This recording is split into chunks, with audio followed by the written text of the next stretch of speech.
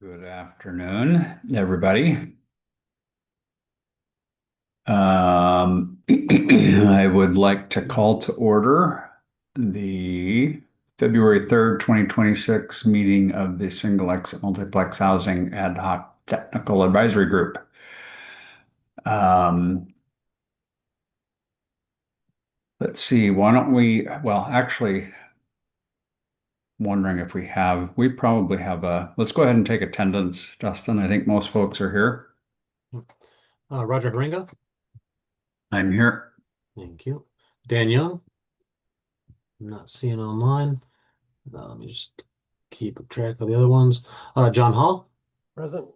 Thank you. Joe Mayo. I don't see online.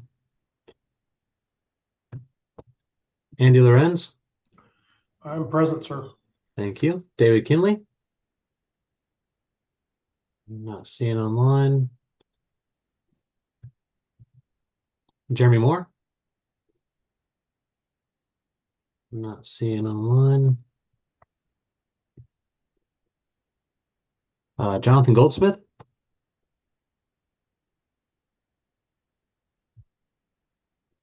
Not seeing. Robert Baglio.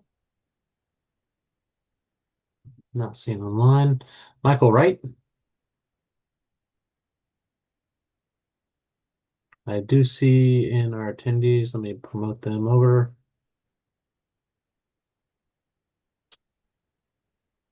All right, I'll come back to you, Michael. Jesse Bank. Not seeing online. Shweta Sinha. Not seeing online. Uh,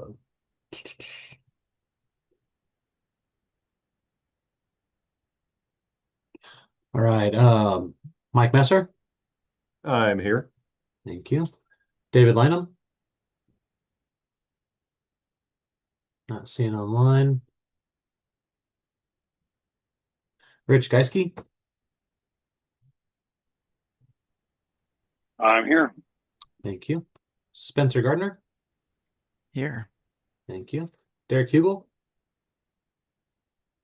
I don't see online.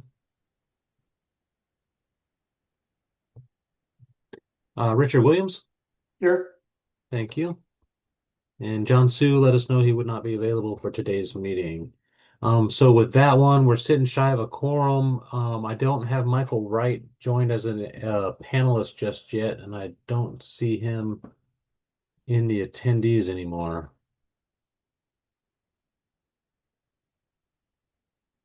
And then I see Dan Young just popped on. Good afternoon. Sorry about that. Having a little No trouble. worries. Thank you. So we're sitting shy until we can verify that Michael joins up with us. Okay. Wondering if he's trying to log back in because he um, let us I guess I'm going to go ahead and let anybody from the public that would like to be recognized to do that. Can you They should have permissions now. Hi, right. of course, Cascade Natural Gas. Thanks, Roger. Thanks, Elizabeth. Patrick? Yes, thank you. This is Patrick Hanks with the Building Industry Association of Washington. And Ardell. Good afternoon. Ardell Jalla, Building Official, Seattle Department of Construction and Inspections. Thanks, Ardell. Hoyt? Oh, sorry, I didn't give. Okay, we got some new hands up. There we go. Wait, you should be good. Oh, okay, yeah, I didn't get the thing to unmute. Yeah, Hoyt Jeter, Principal Engineer for City of Tacoma. Gary English. Go ahead. Yeah, greetings. I was the former Assistant Fire Marshal for the City of Seattle, and I am in not an official capacity. I'm just speaking as a citizen. Okay, welcome. Anybody else? Going back to the panelist, I see Richard Williams. Is that who we're waiting for? No, we got him. I'm looking for Michael Wright if he pops on. Okay. And some others that were not available. Well, let's Well, we hopefully can get one more person so we can get a quorum. I will do a little bit of an introduction to the items. Number one, I apologize for the panelist and attendee. We had to set this meeting up a little bit different at our last, not our last, at a meeting a few weeks ago of the one of the committees, we got bombed. So we have to be a little bit more careful about just opening the meeting up to anybody. So we have panelists and attendees. I'm hoping that I can make sure the attendees are recognized, and as we've done in the past. So Roger, if it helps, I can promote all these folks. I recognize the names in there. I'm not worried about them Okay. causing problems for us. I can go ahead and promote all those folks in here. Yeah, let's do that. Again, I want to make it as easy as possible to get comments from anybody, but we've had to set this up a little bit different. The second item, I just wanted to be clear, at our last meeting, we approved both the single exit and multiplex housing documents. And so I still consider myself a little bit of a neophyte on Robert's rules and the proper order of things. But I believe since we have an approved document as we go through this, and you will see we've in the updated agenda, we have added very specific items that we are aware that we need to go back and revisit. You will see I have an other. So if there are other things that people have on our approved versions for the single exit or the multiplex housing, we're certainly able to take a look at those. But any motions that we would make would be to amend the version that we approved last time. So again, I just want to make sure that everybody's clear and we are doing this properly. So I still see Elizabeth Torsky over as a attendee. Yeah, I've sent the invite. Okay. And you don't have to join over as a panelist, but I'll send it one more time. Okay, And that's fine. and Elizabeth, if you want to say something, just raise a hand and There she is. there you go. And are we still? I see Michael Wright online. Michael, are you with us now? Yes, I am. Sorry about that earlier. No worries. All right. So with that, I believe we have a quorum. We do. All right. Great. So let's move to agenda item number 2, review and approve the agenda. If I could have a motion and a second to approve the agenda, and then we can have any discussion. So moved, Messer. Second, Andy. Thanks, Mike and Andy. Any discussion about the agenda?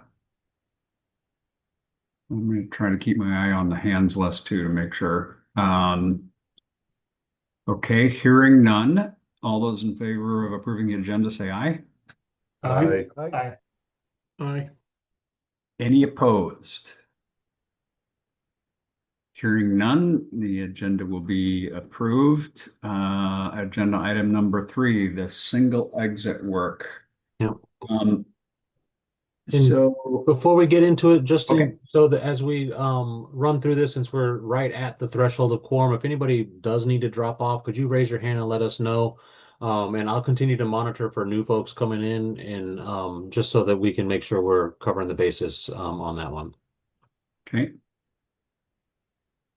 And Ardell, are you, I believe from John's comments, you are going to present at least the couple of items that he presented, the A and the B, I Correct. think, something like that. Yep. Okay. So I have pulled up the baseline doc as approved at last meeting. Then also posted for this meeting is a document with some suggestions and edits by John Sue. And Ardell, would it help if I just pull that one up to jump off? Yes, that'd be great. Thank you. Gotcha. Ardell, before you get started, I have one more, just to let everybody know, kind of what's happened with the schedule. and the reason we are going ahead and having a meeting and revisiting a few of these things. So we approved the these two documents at our last meeting, thinking that that the full council was going to be moving the documents into the CR 102 process at the January council meeting. At that meeting, we talked about the overall schedule for the 2024 code cycle and recognized that the whole moving everything into the CR 102 process was going to be delayed anyway. So, Dustin, you might need to correct me if I'm wrong, but the current schedule has us uh, sending all of the CR 102 documents, including these two, into the CR 102 process at the April meeting, I believe. I'm pulling that up because I was discussing dates earlier and I've got them all mixed up. So let I me know. verify. I think originally it was March and we moved it to April. So we have, So yeah, the April 17th council meeting is the target for the council action yeah. filing May 6th, and then the comment period May 6th through June 12th. So there will be an open public comment period, May 6th to June 12th. And then the final adoption, if you're not aware, for the full 2024 code is now May 1st of 2027. Primarily because we have to have the CR 102 has to sit through a full legislative session. So Yes, anyway, May 3rd. because of that push on the schedule, we knew of a few things that we needed to go back and revisit and clean up a little bit on these versions. And so that's why we're having the meeting today. Hopefully we can get through these items and anything else anybody wants to bring up. And again, my hope or my understanding is that this will probably be our last meeting for now. There may very well be after the public comment period or something, the need for us to come back as a tag and revisit some things potentially. But the idea would be at our meeting today will be our last meeting for a while. So anyway, sorry, I meant to include that in the introduction. Welcome. So Ardell, if you are ready, go ahead and take it away. We also have Shweta Sinha just joined us, so we're sitting one over our quorum threshold. Yep, Great. I'm here. Thank you. Awesome. Thank you, Roger and Dustin, for sharing this. John apologizes for not being able to present these himself. He has asked that I present them on his behalf. And if I miss anything, I'm going to ask Rich Williams to chime in if I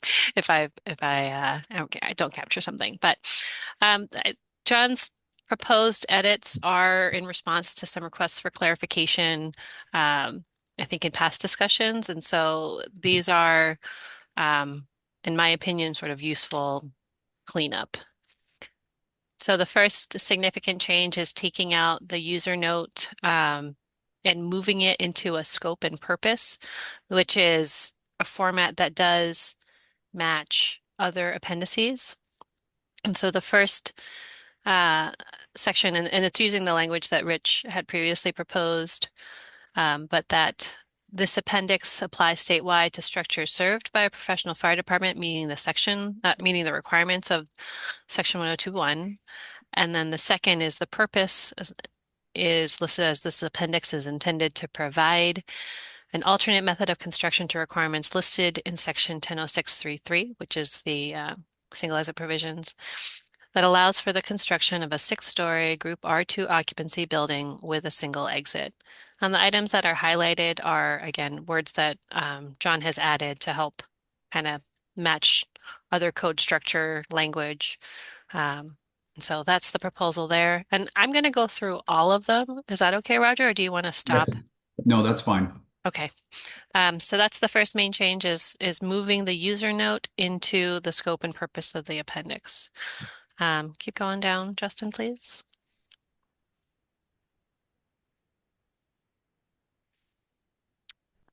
Should be in 1022. Yep. One is a title change from general to single exit and group 2 apartment houses. Again, titles of code sections are not enforceable code, but we already repeat the use of general uh, up above, and so I think he wanted to propose a more specific provision that this paragraph is addressing. And we had gotten, I think the tag had gotten feedback from prior testimony, I believe it was from Stephen Smith, about the confusion around the 6 stories above grade plane and what that is. And so this user note is not code, it is informative. And it is basically telling the user that it's not the intent of the 5-story limit to prohibit an R2 apartment from being located on the first story, but it cannot be the means of egress, the required means of egress for that first story.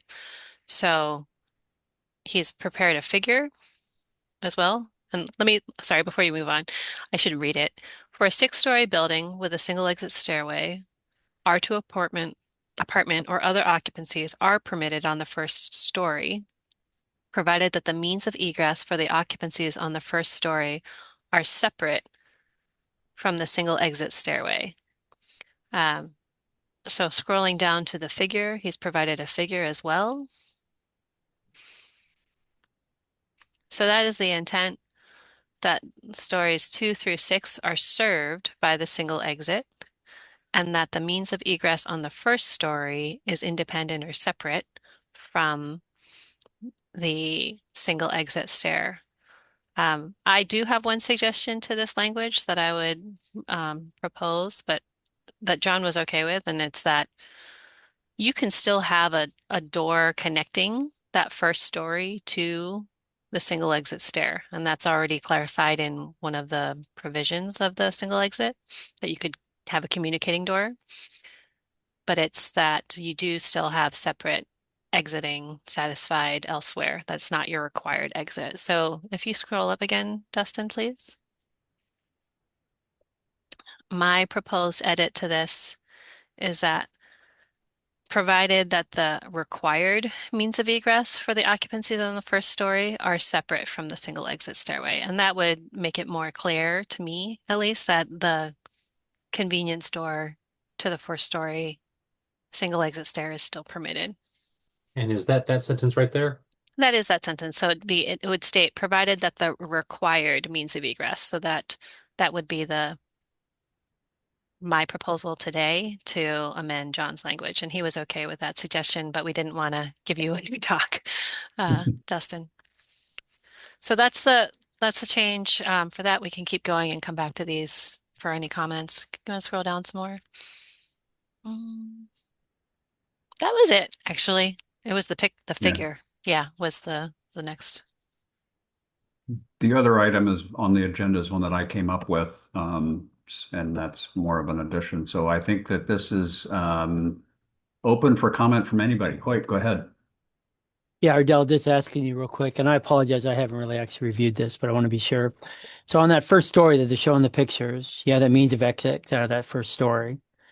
I assume what you just went over is it's okay to have a protected exit from the first story going into that stairway or not? It is okay for there to be an exit access door going into that Yes. story, Perfect. but that That's it. the required, so sorry, that would be another change there to clarify. Not only would the required be up in the language there, but would also be added to the figure. So Dustin, here in that figure where it says provided their means of egress is separate, would say provided their required means of egress is separate from the single exit stairway. Okay, So you can still have a convenience store, but you can't have the required egress be through the single exit stair. Yeah, that clarified it for me. I just wanted to be sure. So great. Dustin, does that change? And You well, I might not be mean, able to do it because it's a figure, and yeah, I'll have to mess with it a little bit offline, but I'm making notes on it right now. thank you. Any other comments?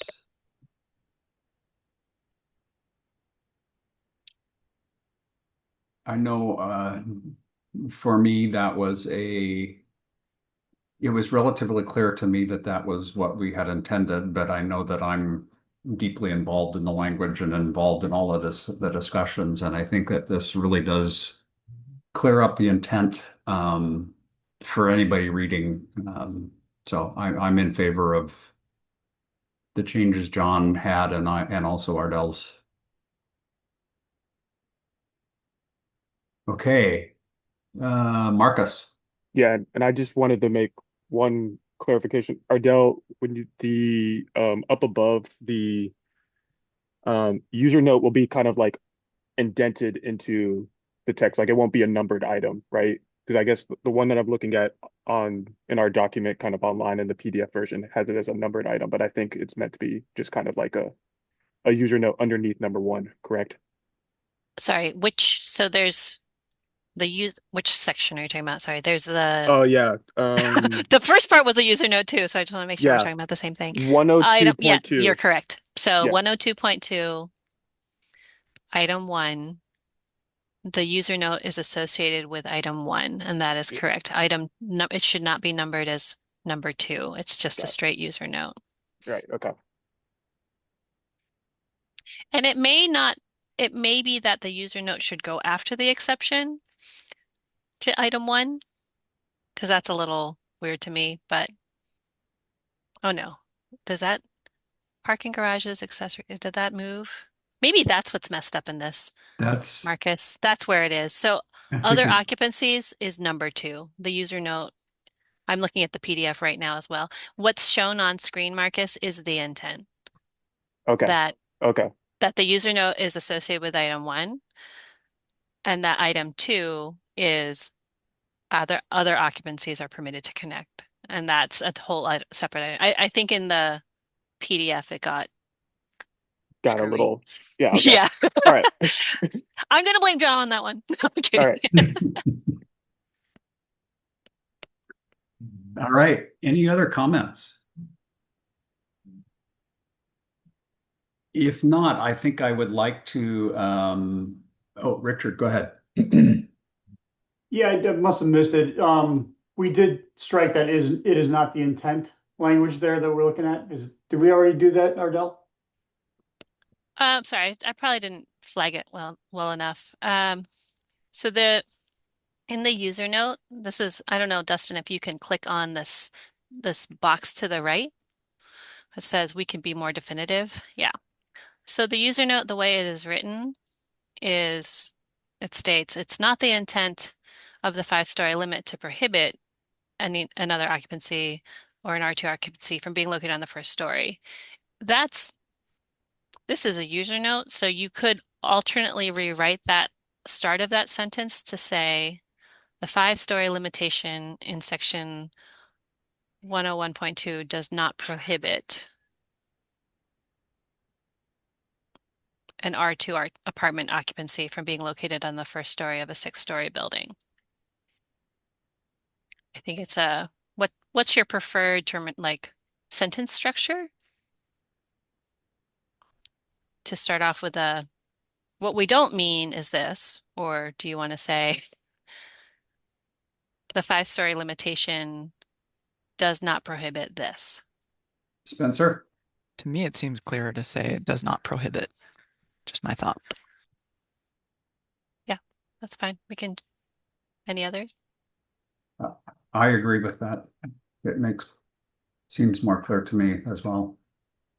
So yeah, so you would replace everything up to prohibit, Dustin, with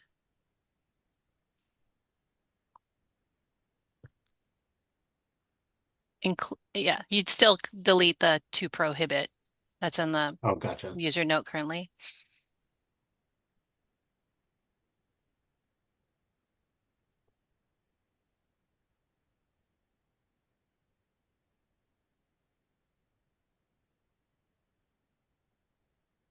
Yeah, you got it. Does that still read? Yeah, I like that.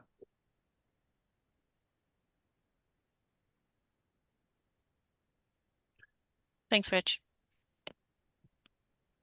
Any other comments?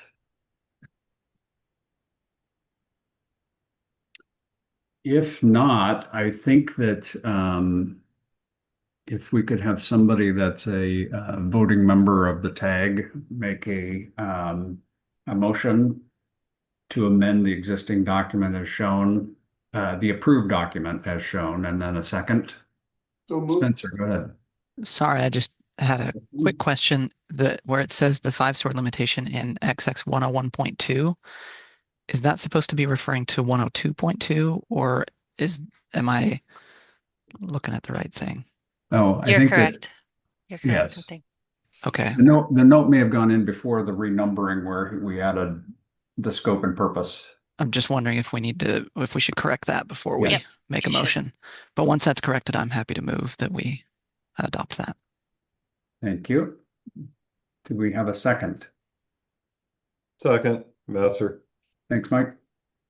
And I'm not trying to push this through. If there are other people with other comments, please feel free.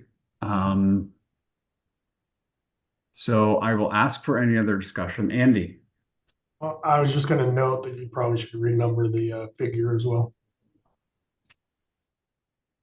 renumber the figure. Dustin, if you can drop down to the figure need to be.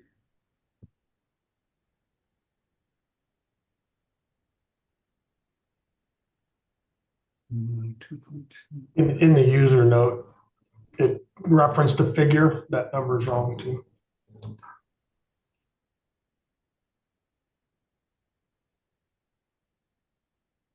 We got 102.2 there. Is the figure number accurate in here? Yeah, it looks right. It looks to me yeah. like Okay.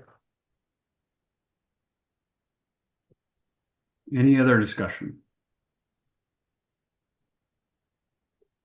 All right, all those in favor of those edits as shown on the screen, say aye. Aye. Aye. Aye. Any opposed? Okay, those two changed. I will add for clarity that the edit to the figure did not get picked up because Dustin will do that later. Okay. Roger, before we move off from Yes. when you had the 5150.003 Yes. IFC reference, so that's included on this document. We have that WAC for here, and I just wanted to make sure we touched on that one before we moved away. Yes, that was what I was going to move to, and I am not quite the expert in the WAC and everything that we have, and I was looking at 5150.003, which is specific to the International Building Code. And so my question became, and I'm hoping that our fire folks can help me with this, is there a WAC that says specifically that the state of Washington adopts the International Fire Code? Yes, it's 5154A003. Okay. And Dustin's faster than I am. Can you pull it up? So I'd love to take a look at it. My thinking was we needed to add that appendix to that WAC as well.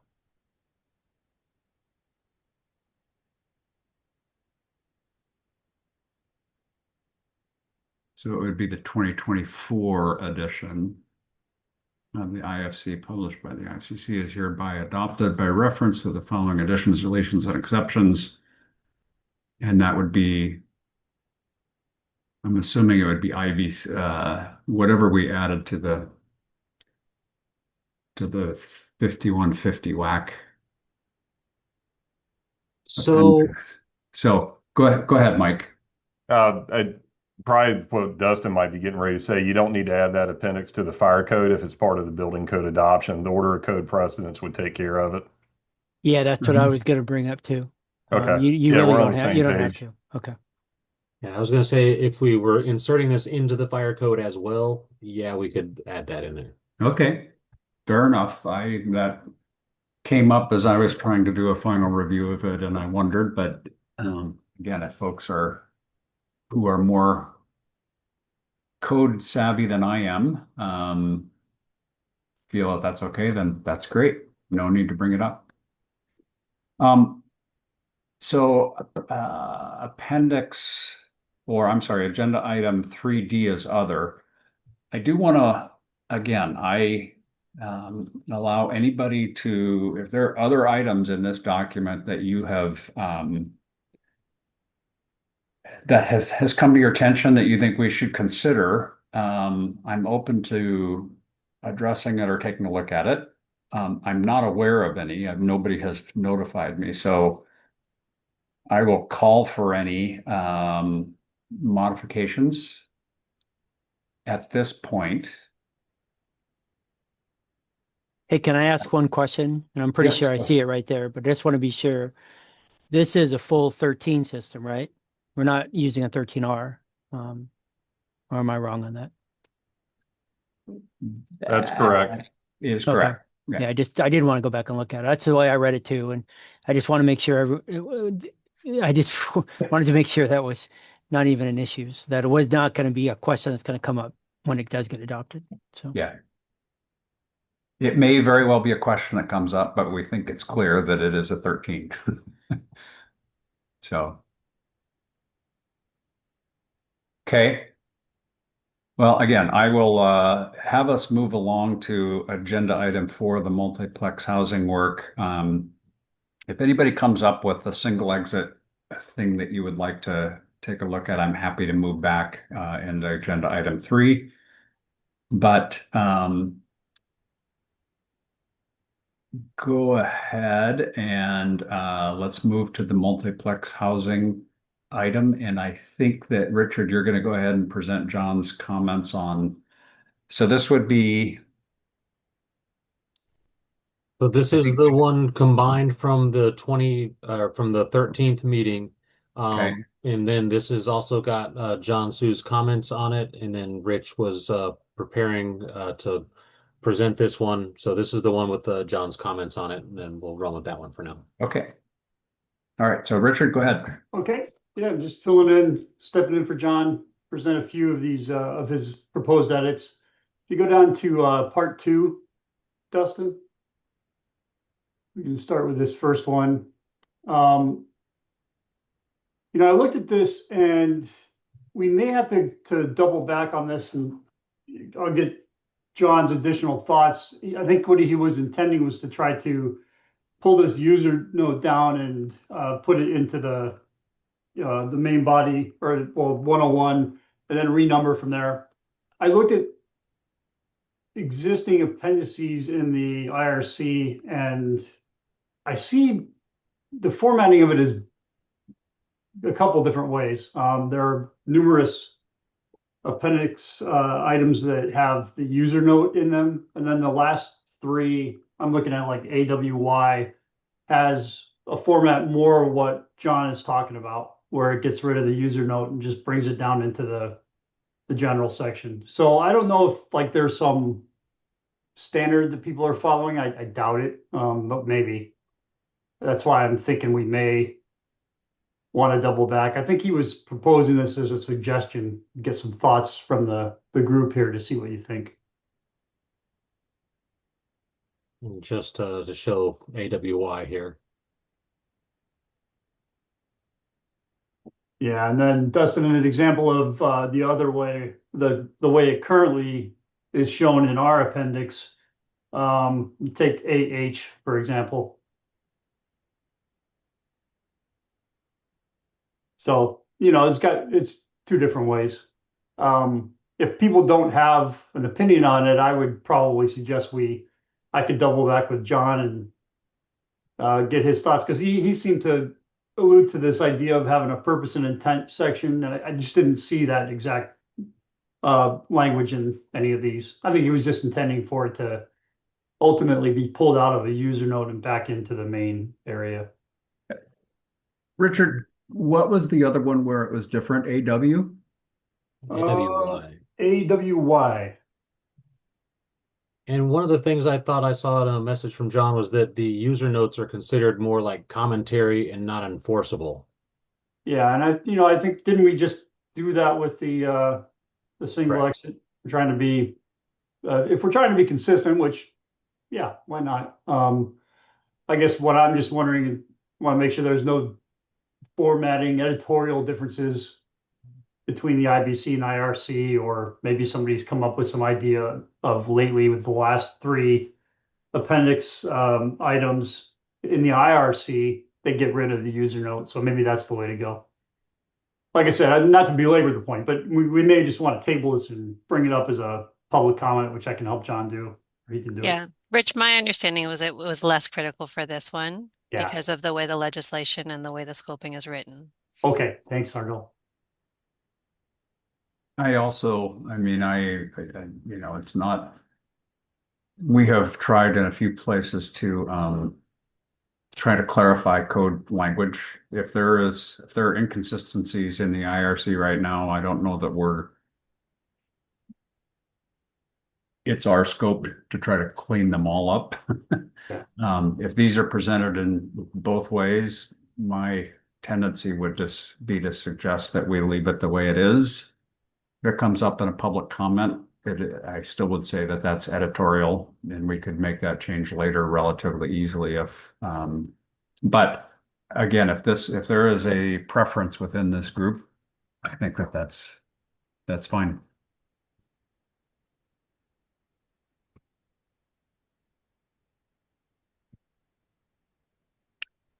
So Richard, well, I guess are we going to go through one by one if there are folks who have an opinion on the scope and purpose or purpose and intent?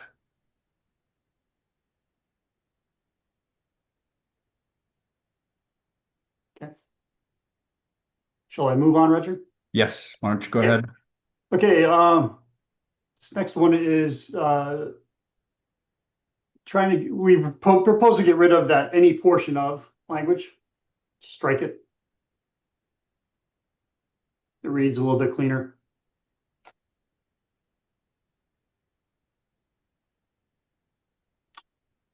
All right. And, if you keep going down.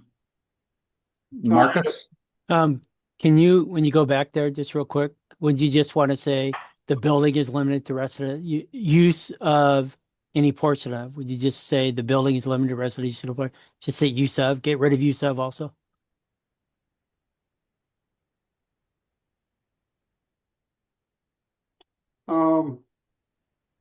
I think I probably prefer use of, but yeah, you guys tell me what you think. Marcus, go ahead. That was I just wanted to discuss if we're striking it out. I just wanted to make sure that does that mean its use of the building is limited to residential apartment use only? So the rest of the sentence is fine, or does there need to be an additional word added anywhere? So that's all. That was really the question I wanted to pose as well.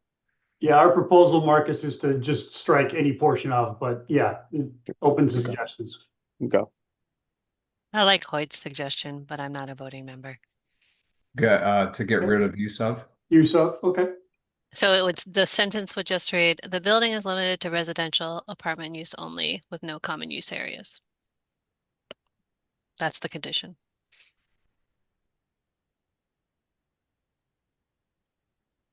I don't have a strong opinion, but I do like the KISS concept. Keep it simple. Okay. You forgot to include for me stupid, because I've filled the whole thing up. I'm the stupid part. You're being too nice. Come on, Hoyt. Okay, and John had just a few clarifying comments for some of these items, just indicating what he did. Yeah. And the between versions. included the optional definitions that we had in the last draft as the prime definitions here. I'm sorry, Dustin, what did you say about the? So we brought back, so in the last draft, we had automobile parking space struck entirely. Okay. We decided to bring that one back.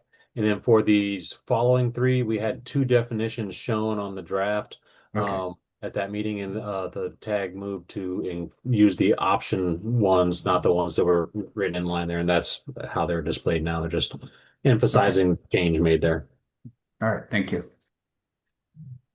Yeah, and Dustin, for some of those EV items, the automobile parking space, I know Patrick brought that in with the idea that that's reflected of the changes that are coming in the 24 state amendments. So that's why we decided to leave them in last meeting.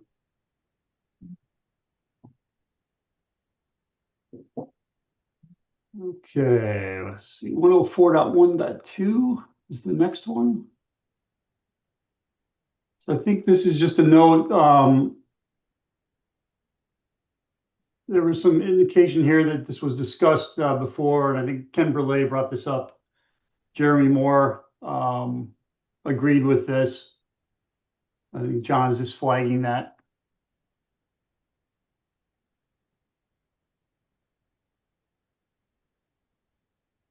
Can you go back, Dustin, so I can read John's note? I guess I could maybe pull it up on mine. Actually, I don't think I have mine. It's probably something we should discuss here real quick. Just see if you look at his 3 notes that he has there in the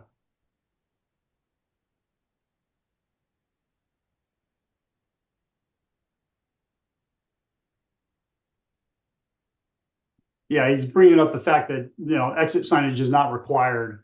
And, we didn't didn't bring up the concept of protruding objects. Offline, we did discuss the idea of protruding objects being a little more important when they're part of an accessible route. I would say that doesn't belong here in the means of egress section. We're not addressing the accessible means of egress concept in this document, from what I can remember. So, okay. Marcus? And so just to be clear, the discussion question here, referring back to the last meeting, is whether it is still ceiling height of not less than 7 feet, or it changes from ceiling height of not less than 7 feet 6 inches. Is that that's the discussion, Marcus. That's okay? Right. All right. And okay. With regard to the accessible route and having protruding objects in the accessible route, I think if we don't say anything in here, then we're falling back on the idea that you have to comply with Chapter 11, and it's up to the reviewer and the inspector to know that the route from the accessible entrance to a Type A or Type B unit has to be fully accessible per Chapter 11. So that's where it currently is.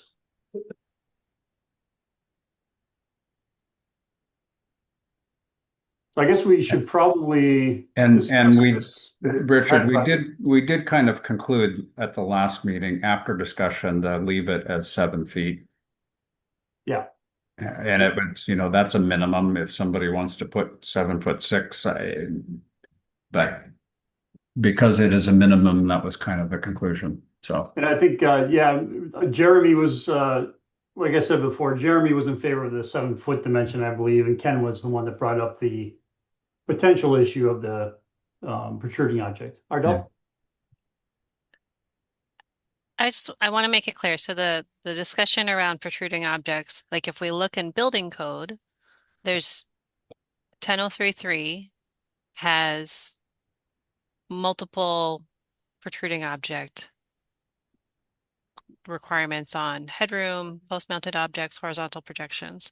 We don't have that in this code. It's a much smaller building. I think that's the question is do code officials feel that those provisions are still needed, or or is there just no limit? So if there's nothing in there, then there is no provision around what's allowed to protrude into the 7 feet.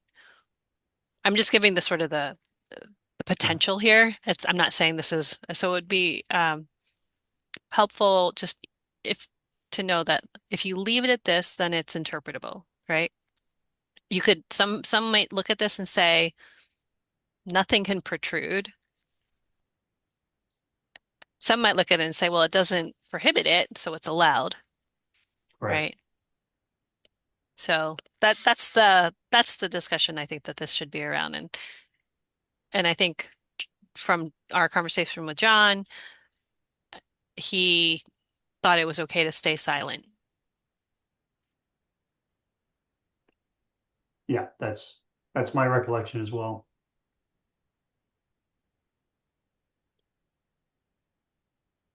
Okay.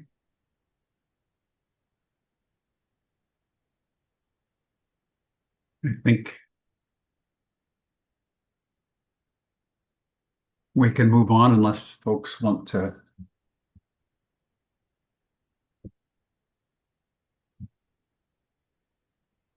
discuss further. We've got one item here that may not be on his list. Oh, no, that's the next one. Okay, good. Yeah, we discussed, we kind of landed on the idea of proposing to eliminate item 3. We felt it either didn't really belong in this section or it wasn't necessarily needed. This is being pulled from the mechanical code. I believe it's item 6, section 601.2, exception 6. So we were proposing to pull this out, get rid of it. Wanted to see what people's thoughts were on that.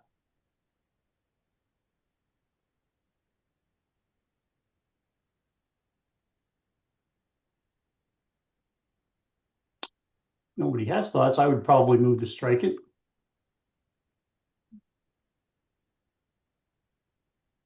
I'm sorry, I was still reading it. Apologize on that. Okay. So you guys are going faster. I would actually propose the opposite. Yeah, me too. I'm with To leave it Ardell on until that. you get the proponents of that original language. Yeah, I would rather not strike it. So that's exactly after I agree with Okay. Ardell right now. Ardell, can you clarify your why? So I've not been as involved in the multiplex. Mhm. And my understanding, this is language that does come from the mechanical code. So I don't know how it was originally drafted. And so Dustin, I don't know if you have the history on the original discussion of keeping these 3 items. Are the 6012 in the mechanical code, the charging language is that corridors shall not serve as supply, return, exhaust, relief, or ventilation air ducts. Exception 6 of the mechanical code allows exactly this. Air supplied to corridors shall not be considered as providing ventilation air to individual dwelling units. So it's around air movement. So it's sorry, I'm not doing I'm not doing a great job of explaining this. My understanding is that this exception is needed to not violate the charging language of the corridor serving as a plenum, essentially. And I was not part of the original discussion of when this was proposed. And so before you strike it, I would suggest somebody recall why it was included and maybe the basis for why it was originally included.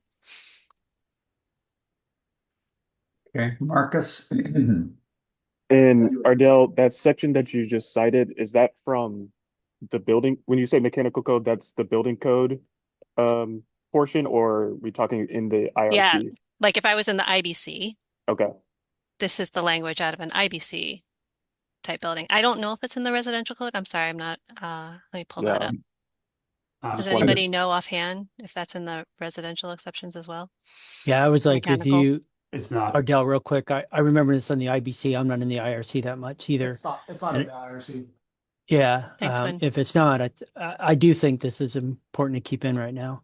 I would not want to delete that to maintain that ventilation stuff. So Okay. Quinn, if you were enforcing this per IRC, would this even have come up? Maybe that's the other way to look at it. That's the language to okay Correct. to So strike I'm it. with you guys. Because it's not a IRC type of like corridors themselves are not even identified in IRC. So we Right. need this because it is a non-IRC type of issue. If that makes sense.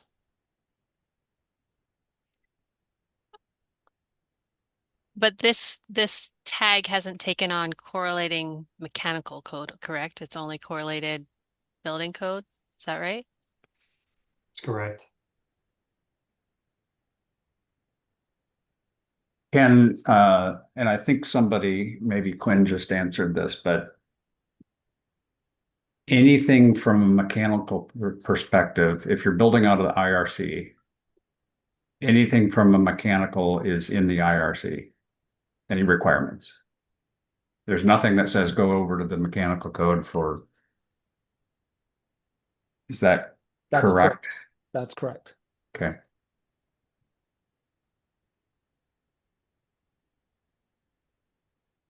So again, I would kind of disagree taking this out. So Okay, Marcus? Yeah, and I guess though I don't think I know enough to have a strong opinion on this, but I think to Ardell to give you some background, I think this was a section that was added by John. And I know John had kind of worked on John, Richard, and I think Angela, I think kind of all worked together on how to make this a viable thing for internal circulation, so like internal stairs within this multiplex thing. And so I think some of these things got carried over because there's going to be an allowance to have internal circulation. And so that's probably why, as Quinn said, corridors are maybe not mentioned in the IRC. And so if we're going to have something that is similar to a corridor, then maybe we need to have this. But that's kind of some of the background of like how this, I guess, ended up here in the first Got place. it.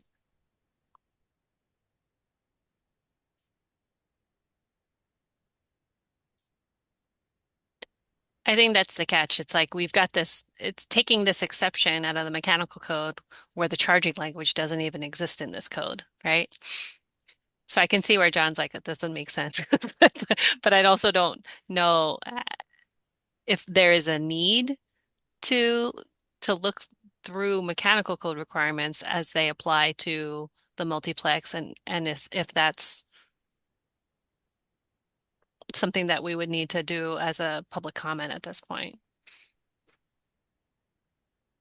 Specifically for this corridor, for these common spaces.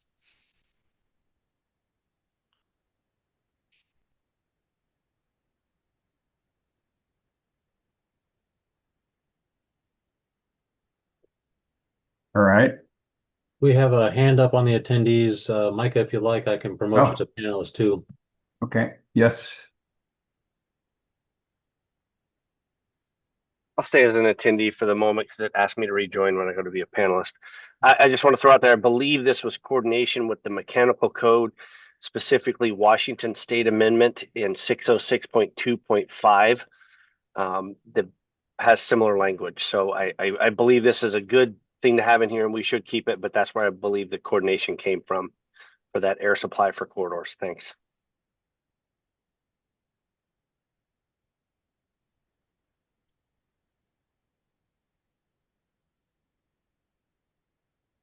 Okay, you all are all significantly more knowledgeable than I am. I'm just concerned that we start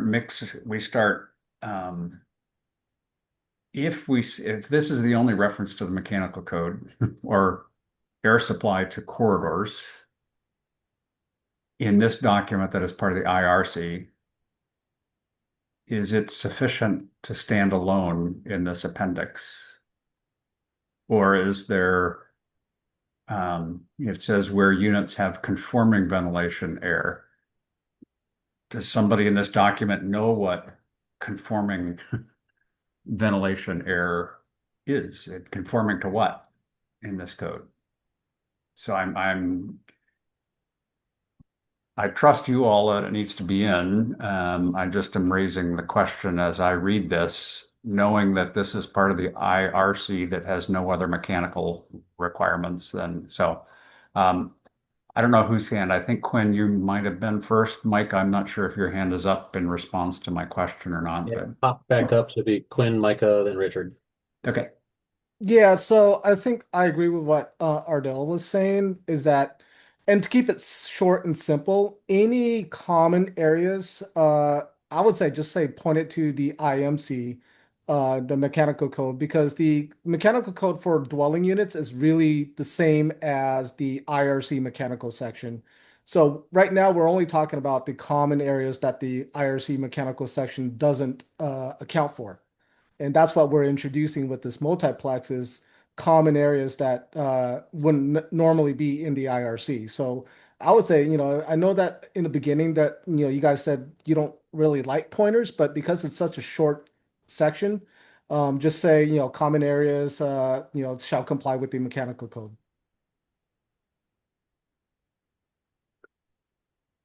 Okay, Richard. I think Mike had brought up 606.2.5. If I'm looking at it correctly, I think that applies to high-rise buildings. I believe the correct section is over in IMC section 601. Just a note. Okay. And Mike, I think your hand was up next. Yeah, thanks, Richard. It was 606.2.4 is what I should have said, which 606.2.4 and 602.2.5 are both about corridors serving R occupancies. The 5, you're correct, is about high rise. 606.2.4 is corridor serving R occupancies in other than high rise buildings. So it's going to have somewhat similar language. And that is a Washington State amendment. Again, that may not be the correlation here, but it is a specific Washington amendment that may not be in the IMC, Quinn. So I was going to kind of mention, I don't know if that's the right pointer to have because it is a Washington amendment. Thanks. And I would just also point out that 601 is general requirements for air movement in egress elements. So I think that's why we were looking at that as a sidebar discussion. A little less specific, but either one may apply. I just pointed that out. Marcus, go ahead. Yeah, I guess I just hearing some of the comments here, I have now the kind of concern, Roger, that you brought up, whereas we have this thing that's in the IRC. We're trying to keep people not having to go to the IBC for key details, and now we're pointing people to a feature that's in the IBC. So I don't know if there's a way if there, like, I think it sounds like some of the mechanical stuff, there's overlap between the IRC and the IBC, and then there are items that don't have overlap.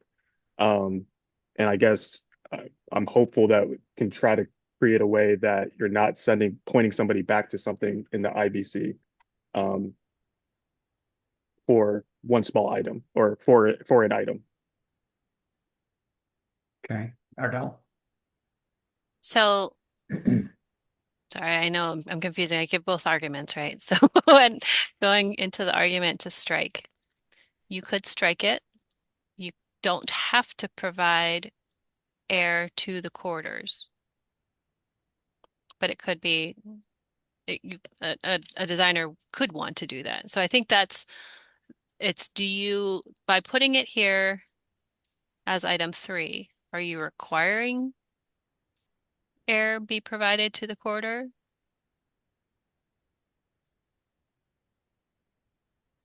And so I think that's what John has in the comment box is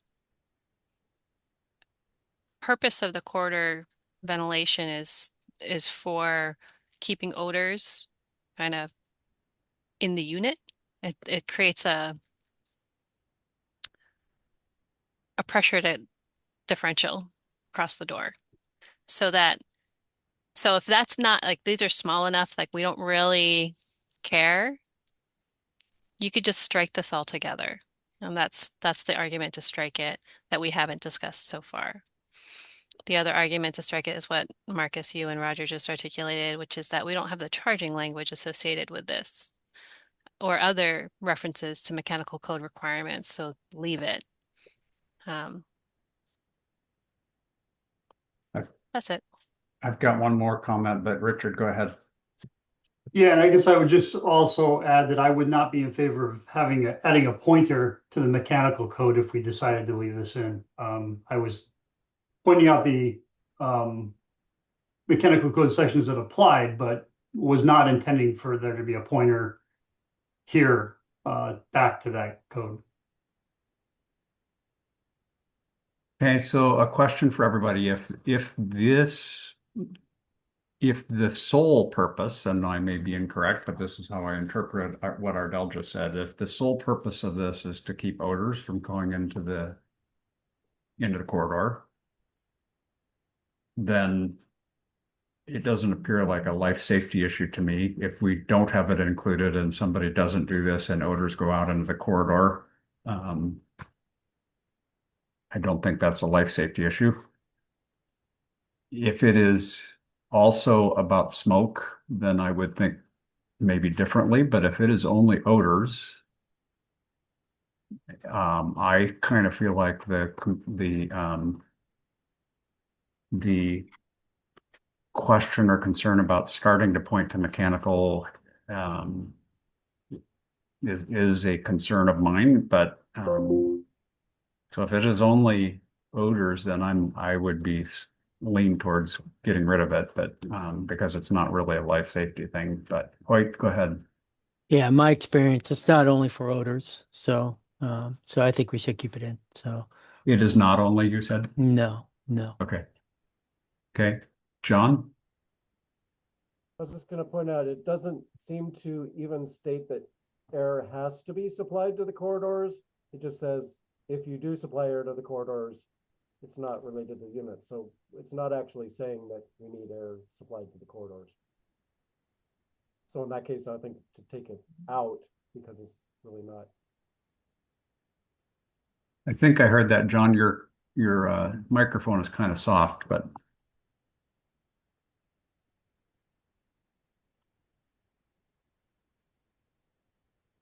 I think John's point is that it's not telling that you have to supply air, but it's if you do supply air. So. That's correct. Okay. You have an attendee hand up, or Michael, your hand was up. I'm trying to monitor that.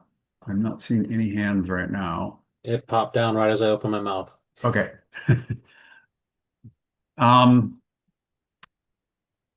Let's see. So I guess what I would like to, I think Todd is on, just kind of a raise of hands, not an official vote on keeping it in, keeping it out, and then we can group it together. If there is not a pretty strong opinion one way or the other, if it's close, I think that we will break this out and vote separately on it. So kind of, if you think that you're in favor of leave it in, can you raise your hand? And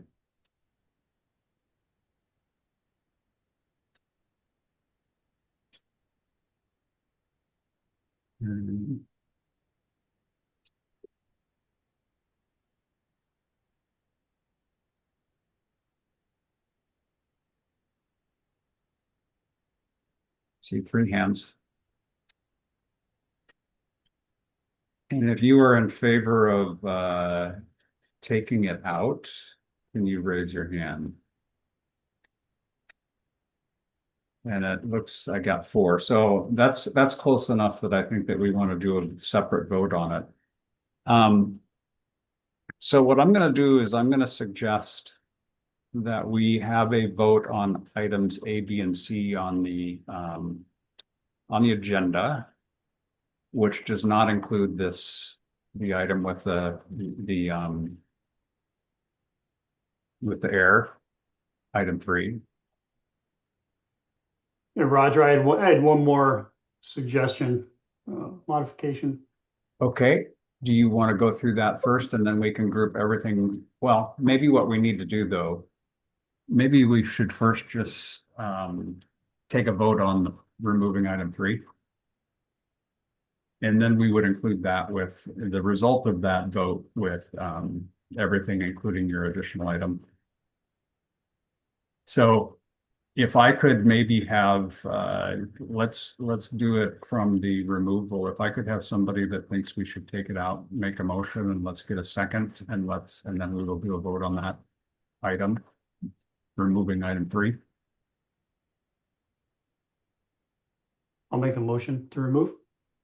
Who was that? Richard. Richard. Okay. All right. I'll second. This is Spencer. Thanks, Spencer.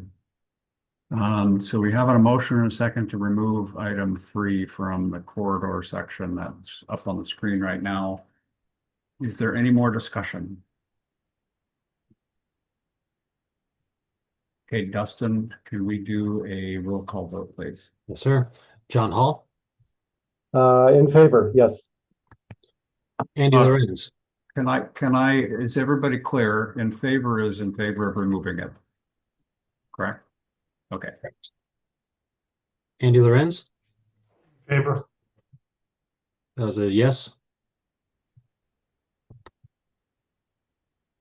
Michael Wright,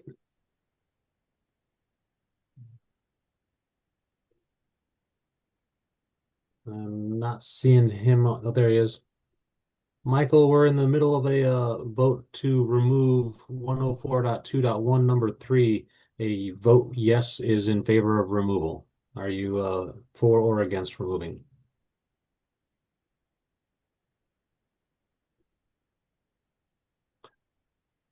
Michael Wright,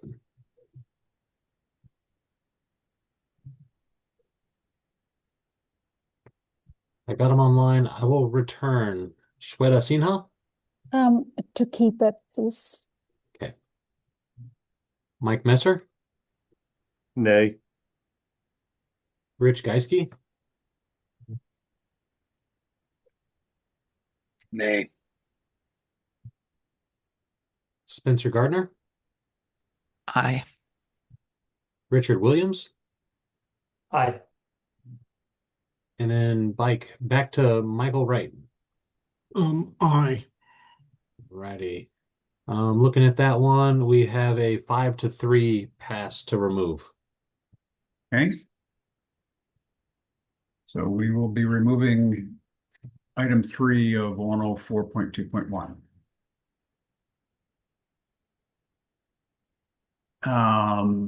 So Richard, you had one other item you wanted to bring up. Yes, 104.3.5.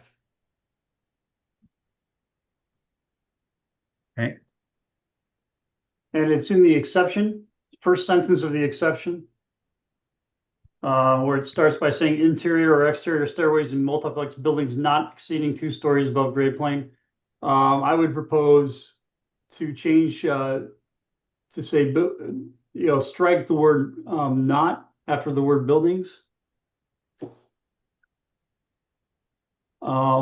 And then actually you cite strike not exceeding. And then add connecting not more than 2 stories. So say connecting not more than. And then strike above grade plane.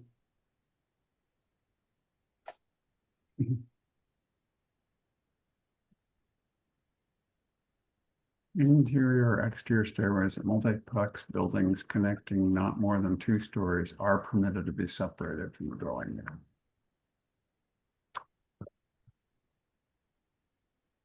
Do you want me to say why, Rich? Go ahead, Ardell. Sure. I was reading this sort of for the first time with clean eyes again with Rich and John, and I wanted to make it. I asked the question about basements. Could you have basement stories in the multiplex? And there's nothing in the language currently that prohibits basements as part of your story count, the way that I'm reading it.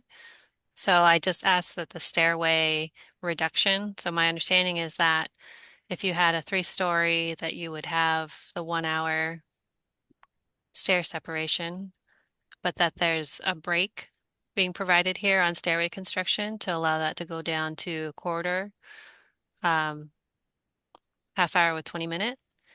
And so I just wanted to change it from in multiplex buildings not exceeding 2 stories to just the 2-story connection. Because you could have a basement story. Ardell, can you clarify for me a basement and 2 stories? for a So basement. this just puts the limit on the stair. So this Yeah. gives you the relief. So that no matter what the stair is connecting, if I'm 2 stories or less, then you get the reduction.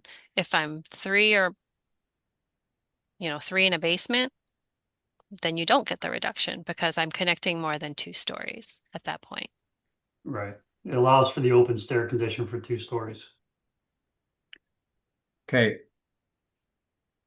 I'm generally in fine, but fine with the wording change, and I'll get to Spencer and height, but in the definition of multiplex, a building of up to 3 stories containing 3 to 6 dwelling units. Are you saying you could have 3 stories and a basement? Yep. You guys haven't prohibited basement stories. Is a basement considered an additional story, or would the language that we have be a basement and 2 levels? That's the 3? Can you go back up to your definitions, please? Or your scoping? Thought it was above grade plane. The multiplex definition does not have the grade plane in it. I think it's all the way on page 1.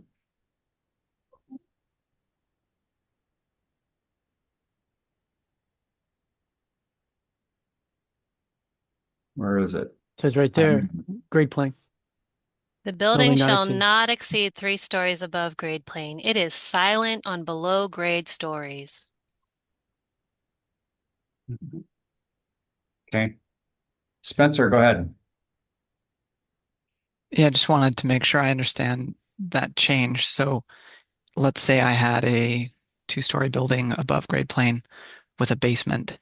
Yep. But I want to take advantage of the reduction in the fire separation requirements. I could accomplish that by just having a different staircase that goes down to the basement.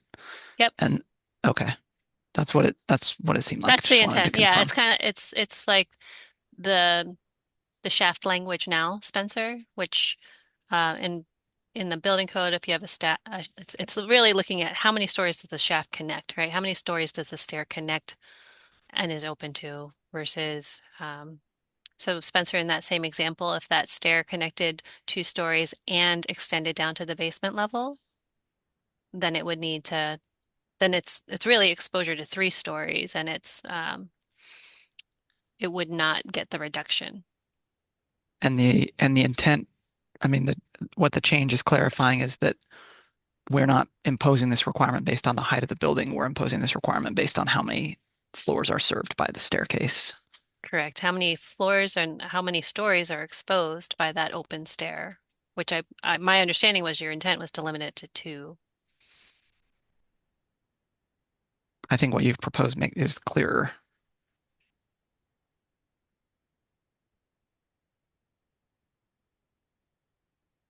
And I agree that the edit that you had is more clear and good, proper. I'm still trying to get my arms around 3 stories in a basement in the Or 2 IR. stories in a basement. I mean, that's Right. Yeah, But the 2 stories in basement, I can see that's been, it's closer to what we were anticipating. But 3 stories in a basement, all of a sudden you're beyond the 6 units. I guess you're not not. necessarily. Not necessarily. So it could be as long as you don't go past the 6 units, you could do 3 in a basement. But I think this language, the proposed change to this language is needed to make it clearer based upon what's currently allowed. So if you don't want to allow basements, then we need to add a public comment. Yeah. Okay. All right. Is there any other discussion?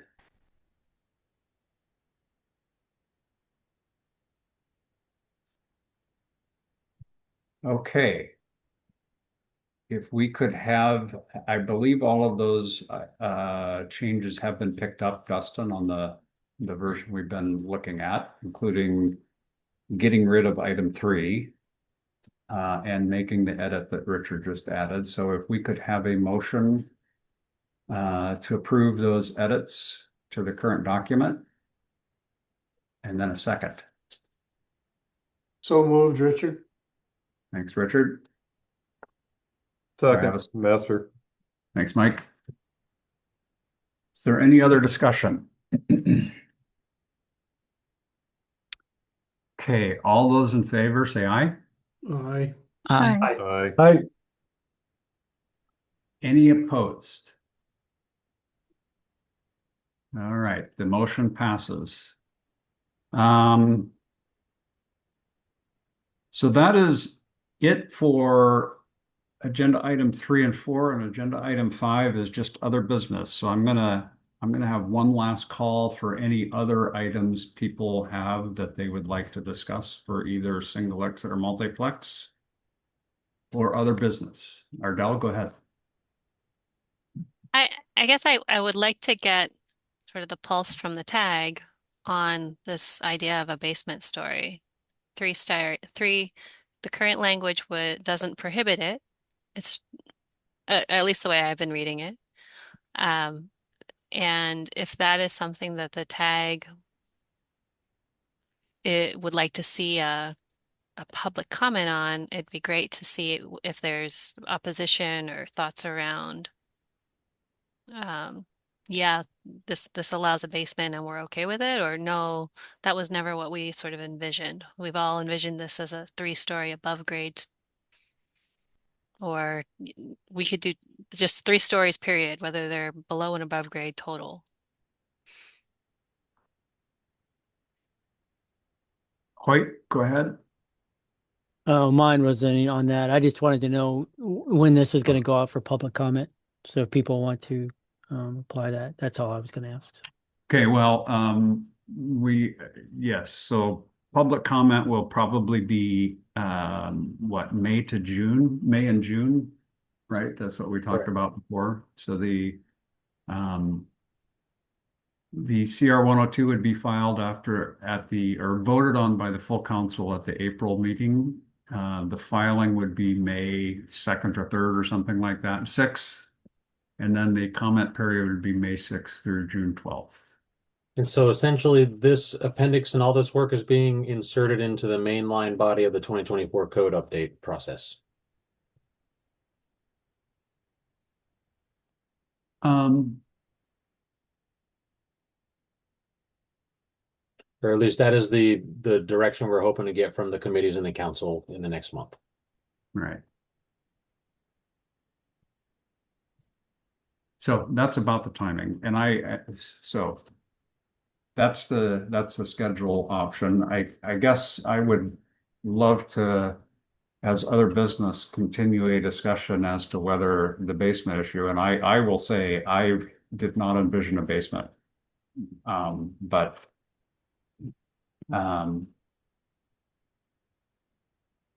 Quite, go ahead. Yeah, the one thing on that where basements can happen, I mean, we have slope sites in Tacoma. And so a lot of times some of these structures could be built on a slope site. It's not always a flat site. And based on how they're built, because of the slope site, you could get that confusion. So you could have a basement because by definition it's a basement. So these are going to be built where they will have basements. They're not going to be all on flat sites. So Okay, John? Yeah, just say I hadn't envisioned the basement, but I'm not concerned about it. I could see a scenario where you could have 4 or even 5 stories, 5 levels on a steeply sloping site, but your unit count limit to 6 is not going to increase or decrease the safety of the building because you're still limited to 6 units, no matter whether you're 3 levels or 5 levels. Okay. Who's next? Mike? This is actually more for Hoyt. You just made a comment and help me out, bud. You were talking about accessible to the outside, so more like a daylight basement. Is that more the intent? And the only reason I bring that up is that if you were to move to a daylight basement that fronts the fire apparatus access road, then we potentially have some fire issues that are going to come in. Yeah, that's exactly right, Mike. Okay. That's Yeah. exactly So right. if it's three So- stories to the front and daylight to the back, then it's kind of a non-issue. So that would be okay, but that might be something to specify then.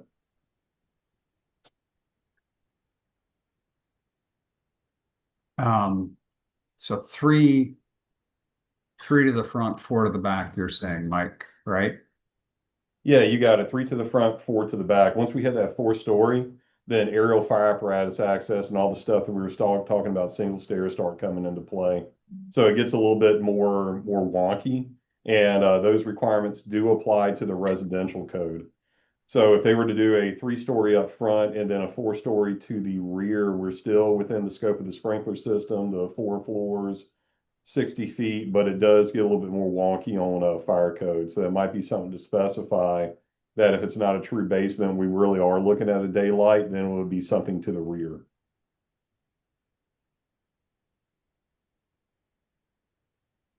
Okay. Dustin, I pulled up the RCW because I was curious again how it said in the definition and the RCW. I know we modified it a little bit, but it does not say anything about grade plane.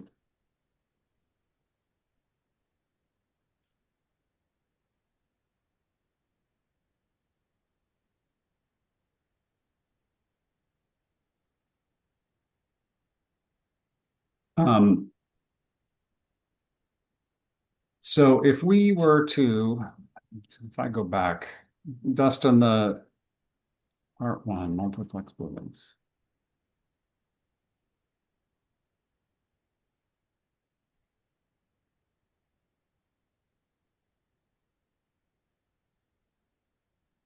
So there's two definitions. If you go up part one section,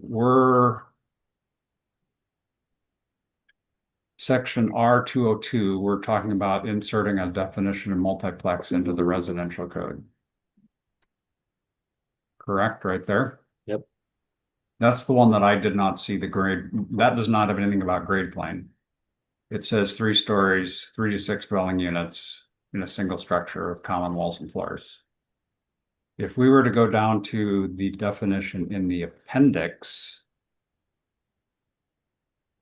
if we were to get rid of the grade plane, above grade plane, would that not, where is it? It's right here, number 3. Yeah, yeah.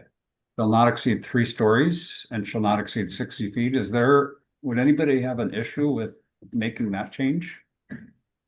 No, I think that'd fall right in line. You take grade plane out, then it can be 1 down, 2 up. Either way, the total building is 3 stories per the definition. Yeah. You get rid of above as well, but Marcus, go ahead. So my only question is, how do other IRC buildings treat basements? So like you can do a basement in a, can you do a basement in a 3-story townhouse and that is still considered a 3-story townhouse? And similarly, can you do, you know, a basement in like a single family home and the above grade is still 3 stories and that single family home is still considered a 3-story single family home? I guess this is like a question for building officials when you have these current structures that are in the IRC, when they have basements and they also have multiple stories, how do you count up the stories altogether? And does basement count as a story for other buildings in the IRC? It's a very good question. Spencer and Shweta, I'm not sure if your hands are up to answer the question or. Yes, I was going to add to that. Like I can see a situation where you have a steep slope and you have 3 stories starting from the lower part of the slope, and that the building is staggered so that you have 3 stories starting from the higher part of the slope. So to Marcus's point, somebody looking at the building would say it's got 4 stories, but there's only one, there could be one unit on the lowest story and one unit on the top story, and you would still just have only 6 units. So how do you count those stories?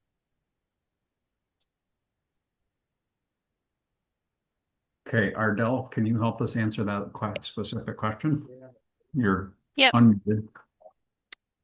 So to answer Marcus's question that was brought up on the screen here, the rest of the scoping of IRC is specific to 3 stories above grade plane in height.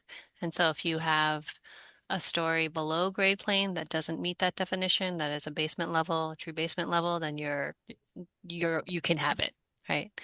But I think what's missing in the discussion is a daylight basement doesn't necessarily count as a story above grade plane. It depends on how much exposure there is for that daylight basement. And so where your grade plane is, and where what counts as the sort of the where the floor is relative to that grade plane can vary based on how much exposed building there is at that level. Sorry, I don't want to go into a whole story above and below grade plane like class, but for I think that a true full daylight basement is like on, one whole elevation isn't going to count as a story above grade plane, or sorry, will count towards a story above grade plane. And so you'd be violating it. It would still count towards your story count, your cap of 3. So you really have to look at the story above grade plane definition and how much exposure you have on that daylight basement to determine whether it counts as a basement or whether it counts as a story above grade plane. Okay, Spencer. A couple of comments and then I'll end with a question. First of all, I'm going to need to leave in a couple of minutes. So Okay. I want to confirm we're not going to create a quorum issue. We should be good if we just live in the one. Okay. I also have to leave at 2:30, sorry. Okay. And I raised this again to put in a PC, not to change what you guys have done. Yeah. I think this is absent and deserves more discussion than let's vote. But, Yeah. So just to continue my comments, I think this is good discussion. My feeling is we're still limiting to the 6 units. So the number of stories to me is less of a concern because we're already limiting the potential impact. And I guess for me, so the intent here, my understanding is to treat multiplex housing similar to other units that are built under the IRC. And it would be helpful for me to know fire access seems like a reasonable issue. How does fire access occur? Like if I have a 3-story townhome with a 4-story in the basement on a hillside, so that you're dealing with the 3 versus 4 stories, depending on which side of the building you're on. Does the IRC say anything about fire access in that case? And I would prefer to just sort of treat these in the same way. That's my thought. Yeah, no, I'm listening to you. I can pop in, bud. Yep. So, first off, anything as far as counting stories, I would definitely rely on what Ardell's saying. She's who I go to when I have building questions these days. But when we look at fire for fire access, it's 100% of the fire code. It can either be section 503, which we adopt in locally, that was deleted out by the state of Washington, or we follow Appendix D or whatever your local ed standards is. But for us, I have qualifiers, and the qualifiers that I add to those building heights are that go above the grade plane issue is lowest level of fire department access. So in the scenario you just gave, if we have a building that for all intents and purposes might have 4 stories, so that 4-story townhome or multiplex like you're talking about, but from the fire apparatus access side or lowest part of fire apparatus access, it's a 3-story building, then that's how I treat it. So there is no additional consideration per se in this case for that that 4-story, that daylight basement that's around back. The other thing that's kind of important to remember is that these are sprinklered with the 13R system. So that 13R system allows up to 4 stories, up to 60 feet. And it also allows me to back off a little bit, at least on my local codes, for the fire apparatus access. But once you turn that building around and you put that 4-story on the front hand side, then I'm worried about making it to the roof as far as that aerial access goes. So that's kind of how it all plays in. But the difference is in the fire code, I have additional qualifiers that I have to meet that are not found in the residential code, specific to Appendix D and 503, and then whatever the local ed standard is. Okay, Hoyt.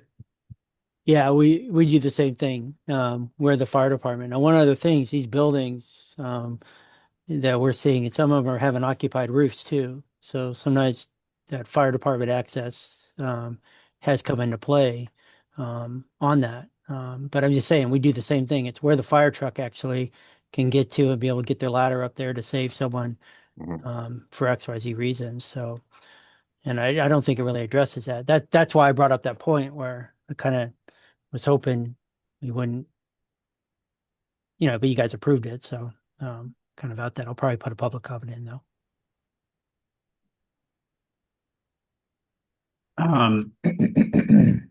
I go back to looking at the RCW. It says a building of up to 3 stories.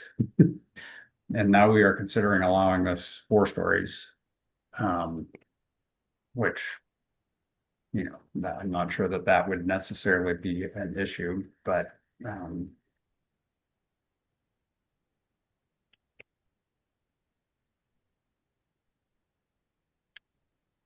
I'm not sure where to go from here. Can somebody, we've defined, Dustin, can you find grade plane Yes. for us? It is a defined term. No, did it go?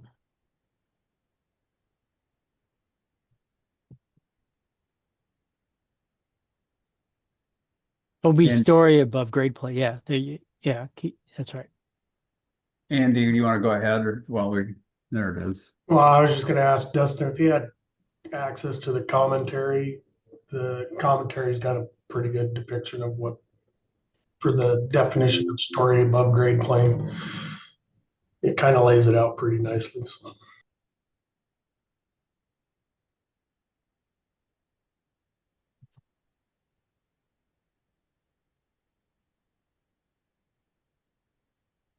Are you looking at the appendix or the commentary? I'm logging in so I can get access to those. I wasn't logged in with what I've been showing. I have it on my screen if you want to let me share it. Yeah, if you want to just hit the share button, you should be able to share.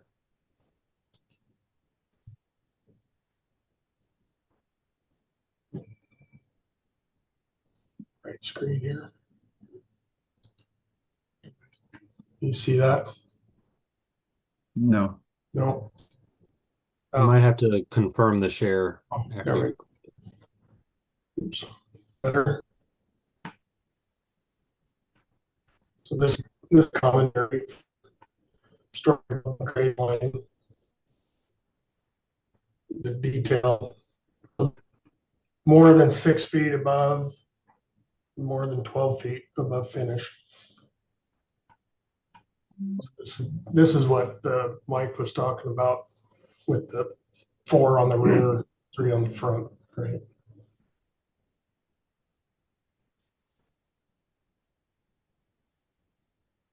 But we would classify these as a story in Adams County anyway. If it's a daylight, it's considered a story.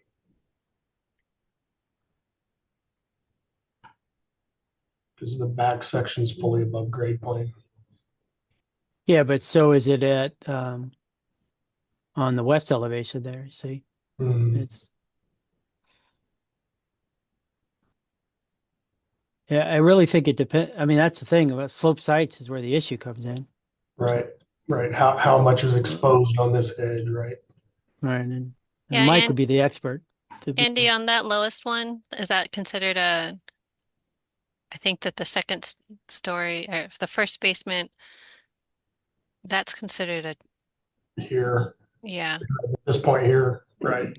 So yeah, it's measuring from this point up 6 feet constitutes a story. yep.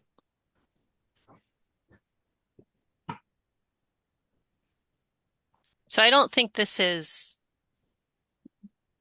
I think it's when you could have this fully, the way the language as I read it today, you could have a 3-story with a true basement. And so a true basement would Right, not meet the story above grade plane definition. right. If you had a daylight, that's where it gets complicated. Right. And so it's the amount that it's daylighted will drive where your grade plane is.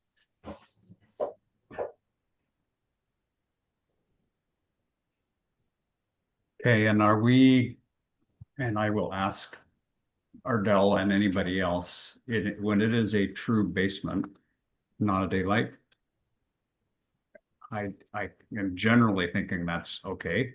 I don't see where, I guess I would, since we're kind of getting a general idea of what people at the tag think, in general, if it is a regular basement with 4 basement walls, we think that we're okay. Even though we'd still have the 6-unit limit. So you couldn't have more than 6 units. I think I'm gonna, I guess, speak up if you are not generally comfortable with that. So the daylight basement comes to the grade plane, and if it's that 6 feet, according to the commentary, the daylight basement may or may not count as a level. Correct. Okay. Quinn? Yeah, I wasn't around when you guys looking at what you're sharing here, deleted the above grade plane. I think that's critical to have in there. Okay. Because then that would answer Ardell's question about basements. But by removing that, now you have potentially 3 stories plus that daylight basement. So it's technically a 4-story above grade plane, with the 3 stories of residential R2s and then the basement. So I mean, Well, that's Quinn, why. I would suggest that my suggestion to remove it is it just says the building shall not exceed 3 stories. Yeah, but then you might get in trouble with like I just mentioned earlier. I mean, it could potentially be 4 stories above grade, 3 stories in general. I mean, you could have the way I read that. I mean, maybe I'm wrong. Is that you could have a 3-story above commercial space. Kind of like a podium building. So technically, you meet that code, right? You're 3 stories of residential use, but then you have that first floor of commercial use. I mean, is that the intent? As long as it's not exceeding 60 feet in height, a 4-story structure can work, with 3 stories of residential use. That's how it's written without that above grade plane. I would have suggested that if the description that you had of like a retail and then a 3-story, that would not be out of the residential code. You'd have to go to the building code.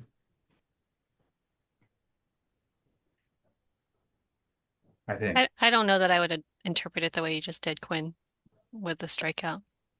But I'm sorry, Marcus, I didn't see your hand up. Yeah, Marcus, go ahead. Yeah, well, actually, I'm now interested, Ardell, how you would interpret it. But I guess the whole discussion on grade plane to me makes that grade plane does not necessarily mean like a flat surface, right? So grade plane can scale on a slope, and essentially having the grade plane language protects against a situation where you have it separates between a true basement, which I think what we're saying true basement is basically a smaller area that's not kind of geared as a true story, versus a daylight basement, which is kind of in the definition deemed as like a true story and counts towards your story count. That's how I'm understanding it. Maybe I misinterpreted anything. There's a little Okay. tweak in that, Okay. Marcus. All right. So if you can share the picture again, Dustin, of story above grade plane that was out of the actually no, that was Andy. I can share it. Sorry about that, Andy. Hey, Ardell, I got a quick question for you then. So the example I made was probably extreme, but what about like a parking garage for those dwelling units? So you got I the think it first, already says that in this. It's a separate provision, Quinn, is it? that Okay. limits it to residential only. Even So though it's like a shared garage for those residential? We said I no think it, garages. We said no garages No, in it's this. okay. yeah, Okay. Yeah. yeah. So I think that's carried out in the In other paragraph sections. above, yeah, that Got it. says Okay. residential only. So in this, the definition of story above grade plane, sorry, let me pull back, is any story having its finished floor surface entirely above grade plane or in which the finished surface of the next floor above is more than 6 feet above grade plane. Okay, that's the first criteria. So in this picture, if you go scroll down a little further, because that first floor, the finished floor surface entirely above grade plane is more than 6 feet above grade plane, right? Mm-hmm. That makes it a story above grade plane. So it meets the definition of story above grade plane. If I shallow up that grade plane line or like shifting it, like I add a bunch of soil on three sides, and then, I have a partial, Mm-hmm. you can have a partial daylight, right? Like, so there's just ways to manipulate grade to Gotcha. raise your story, to raise grade plane, right? You do it for land use, you do it for building code as well.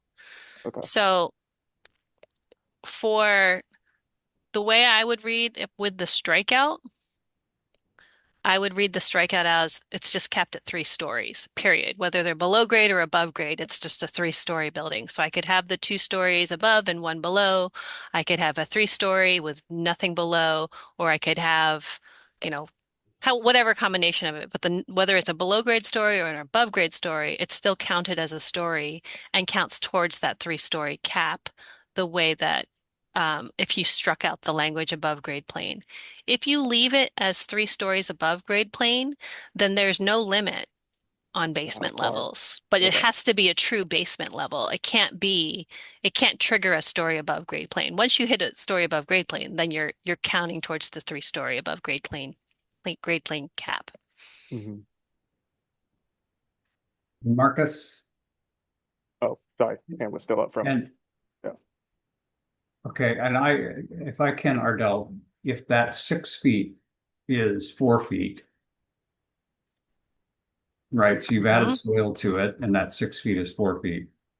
Then theoretically, you could add another story to that section right there, the way it's currently written. Well, then theoretically that would be a basement level. Yeah, and you could have three. The way we've written it, you could then have a third, an additional level. Yes, in that correct. picture. Right. Yeah, Okay. then it would be a 2-story plus basement. Right Right. now it's a 3-story above grade plane. Right. Okay. Mike. Yeah, actually just wanted to chime in, and I think Ardell just hit the nail on the head on this one. So I'm not speaking for the fire group. I'm just speaking Mike Messer and what I deal with in my communities. I am very indifferent to the basement level or if there's a daylight basement, but I do think Ardell hit the nail on the head when it's easy for us to just keep this at a 3-story building, regardless of it being two up, one down, whatever it may be. Once you hit that 4-story, I do have concerns that other code requirements may kick in, and not even necessarily at the state level of what's adopted by a legislature, but even local ordinance. So just really wanted to speak on behalf of what Ardell just mentioned. Let's keep it at 3 stories. I'm very indifferent again to two up, one down, one up, two down, whatever it ends up being. But that should, or at least in my opinion, would prevent other requirements from potentially coming in and messing up what we have as a good thing going. Okay. And I see And Mike, I'm neutral. Oh. I'm not Yeah. I'm not proponent one way or the other. Yep. Oh no, I get it. Yeah. I'm neutral too. I'm sitting here thinking Yeah. about it, and even with that 4-story, I don't want to speak for fire, but I'm very neutral on it. But once we hit that 4-story, it just opens up almost a Pandora's box or a slippery slope that I Yeah. don't think's worth going down for what we're putting together. And so Dustin, can you allow Micah? He's on the attendee list and has his hand up, and then I see Patrick as well. So Micah and then Patrick, and I will just offer my thoughts. I've always thought it's 3 stories. Until today, I never thought this, the daylight basement.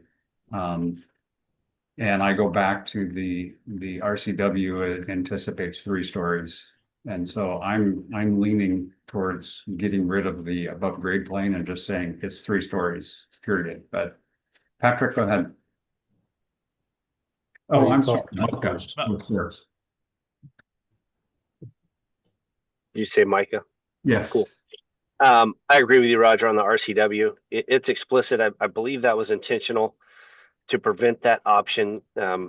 If you don't prohibit someone from stacking, say, all 6 units right on top of each other with 3 units below grade, so you could have a 6-story building, because if you said above grade, you have 3 above and 3 below. That would be your 6 units and still meet the multiplex requirement or allowances. So I think stories was explicit and not stories above grade plane in the legislation. So I agree striking the language here would be appropriate. Thanks. Thank you. Patrick? It seems to me that this isn't like a new problem, because the IRC applies to 1 and 2 family dwellings and townhouses, and it only uses the language more than 3 stories above grade plane. So I don't think that it's going to be a common thing where people try to put 3 stories under the ground and 3 stories above and try to get it through the IRC. And also the 6-unit still applies, limit applies to the multiplex. So I think the most common division, if you're going to 3 stories, is going to be 2 units per story. Going to 4 stories with one under grade plane, that doesn't divide as easily. So yeah, the legislation says only 3 stories, but I think if you have the language match the scoping of the IRC, like what potentially people might have some storage or a utility room or something in the basement. I don't see it being a big issue, in my opinion. Hey, Quinn? Yeah, Pat just answered most of my question and concerns there. I think the main question is this section XX 101 a supplemental to chapter 1, or is it going to supersede? And I agree with Pat that it's kind of supplemental. In chapter 1, is the primary chapter for enforcing 3 stories above grade. So yeah, I'm neutral altogether on this, but that's how I would interpret it. Okay, John?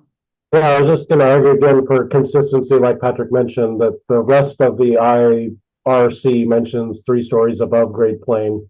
So you can do townhouses, you can do single family in this scenario. So just being consistent with the same language.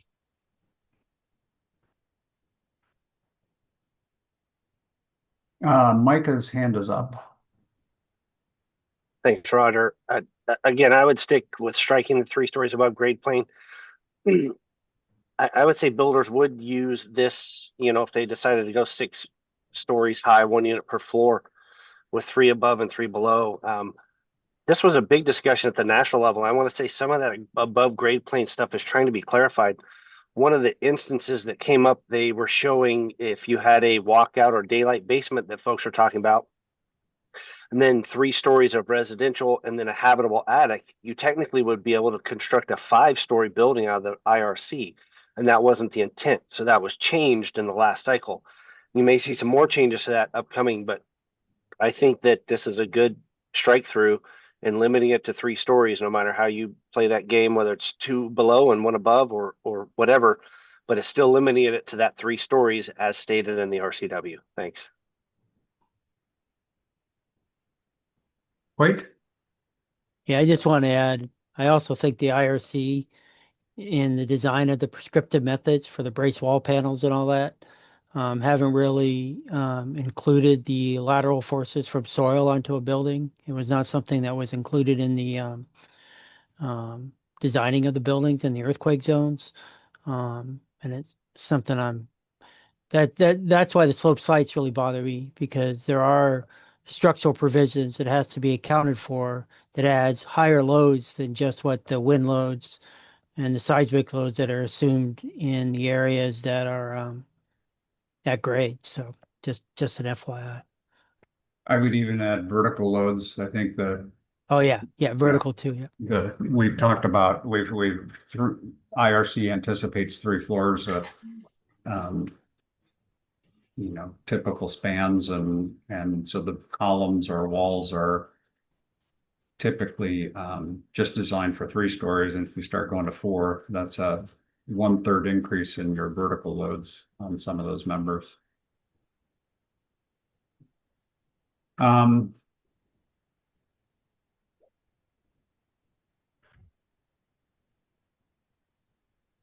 So how do we proceed?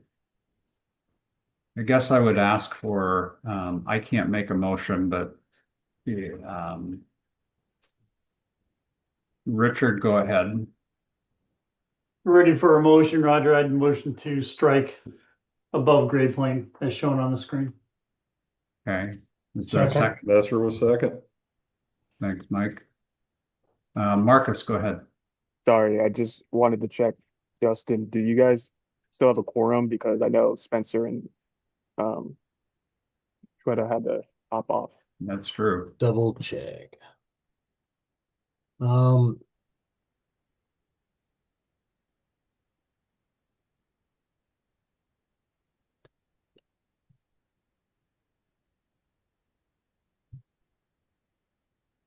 So with Spencer and Shweta out, we are suffering quorum, but let me just run through the names here.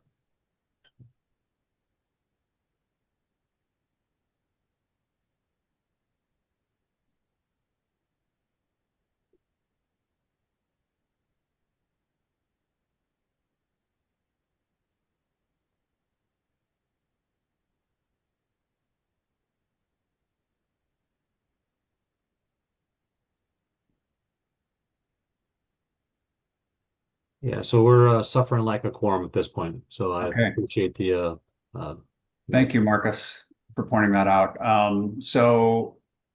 Again, I'm not a Robert's rules, but I think since we don't have a quorum, we can't take a vote on the motion. correct. So I think Dustin, take the edit off, leave it in, and I think right now the document has it in. Again, not being a Robert's rules person, that would be the end of our meeting. I will comment that our options, I think that it is a critical discussion for us to have. And one way that this issue can be dealt with is when we consider this at the BFRW committee. That issue, we could deal with it at the BFRW committee. We could take that out if it made sense. I think that the whole BFRW committee would like to get input from the tag to make that change. So I think, Dustin, if we can make sure we have that issue flagged for the BFRW committee to consider, and I don't know when we will do that at the BFRW committee. Will that be this coming? That was the plan, is to bring all this before the BFRW and then this month, and then at this month's council meeting, seek that motion to stick into the 2024. Okay.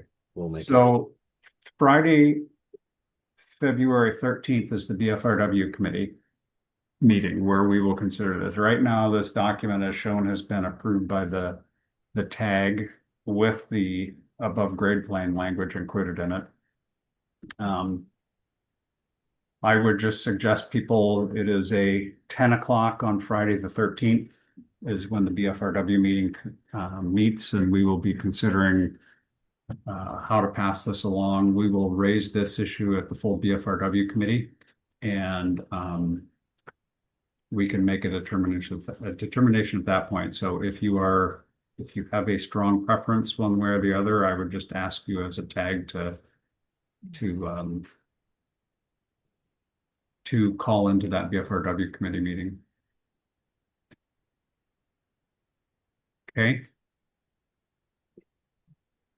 Any other questions or comments? All right. Well, once again, I want to thank everybody. I think we've done a whole lot of good work. We have two great appendices that are ready to move along in the process, get full public comment, and I think we've done great work. So I appreciate everybody's time and efforts, and we will keep moving forward. Again, as far as I know, this will be our last meeting that's currently scheduled.